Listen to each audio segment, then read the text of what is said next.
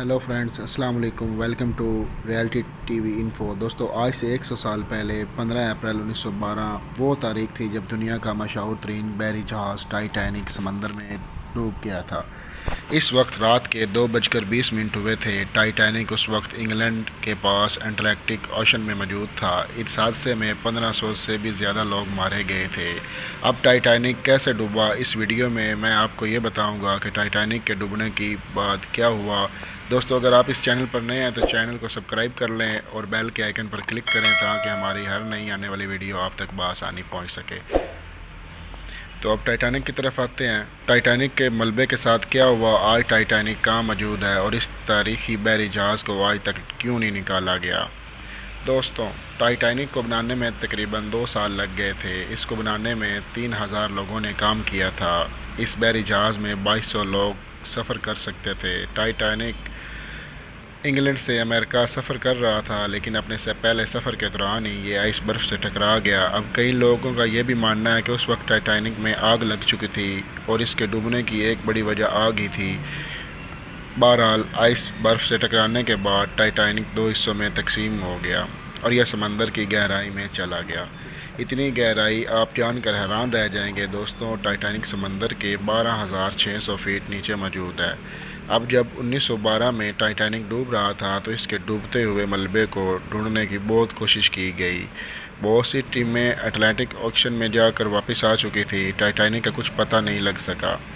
سمندر کی 12,600 فٹ گہرائی میں شدید اندھیرا ہوتا ہے اور یہاں پانی کا پریشر بھی بہت زیادہ ہوتا ہے۔ یعنی ٹائٹینک کو ڈھونڈنا یہ ایک بہت مشکل کام تھا۔ اس کے علاوہ اس جگہ موسم بھی اکثر خراب ہو جاتا تھا اور ٹیموں کے لیے سمندر میں زیادہ دیر رکنا بہت ہی مشکل ہو جاتا تھا۔ دوستو، اسی طرح 73 سال گزر گئے اور فائنلی 1985 میں جا کر ٹائٹینک کا ملبہ ڈھونڈ لیا گیا۔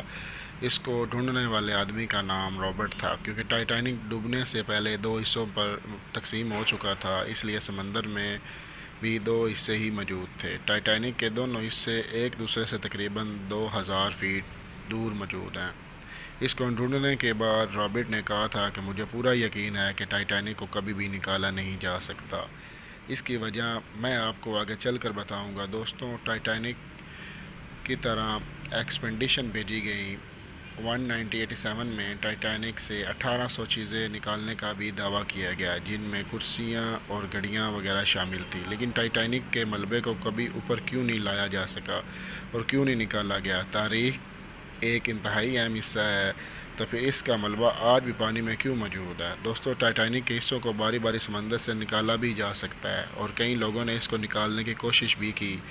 آج جب ہمارے پاس ٹیکنالوجی بھی موجود ہے کہ ہم سمندر کی گہرائی سے چیزیں نکال سکتے ہیں، تو ٹائٹینک کے ٹکڑوں کو کیوں نہیں نکالا جا رہا؟ دوستوں، اس کی ایک سمپل وجہ یہ ہے کہ ٹائٹینک اب تقریباً ختم ہو چکا ہے۔ اس پر زنگ لگ چکا ہے۔ یہ اتنی بری حالت میں موجود ہے کہ اس کے کئی حصے سمندر کے 38 اسکوائر کلومیٹر کی گہرائی میں پھیلے ہوئے ہیں۔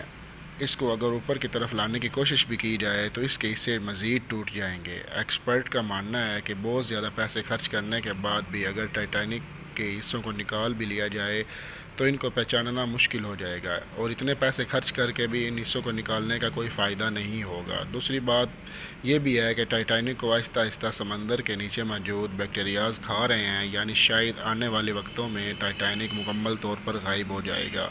یہ آج بھی آہستہ آہستہ ٹوٹ رہا ہے، یعنی سمندر کی ہزاروں فٹ گہرائی، موسم کی اور نیچے پانی کا پریشر اتنا بڑا مسئلہ نہیں ہے۔ اصل مسئلہ ٹائٹینک کی حالت ہے، جو زنگ لگ کر تقریباً ختم ہو چکا ہے۔ اس لیے یہ تاریخی اور دنیا کا مشہور ترین بحری جہاز آج بھی سمندر کی 12,600 فٹ گہرائی میں موجود ہے اور یہ ایک اجڑے ہوئے شہر کا منظر پیش کر رہا ہے۔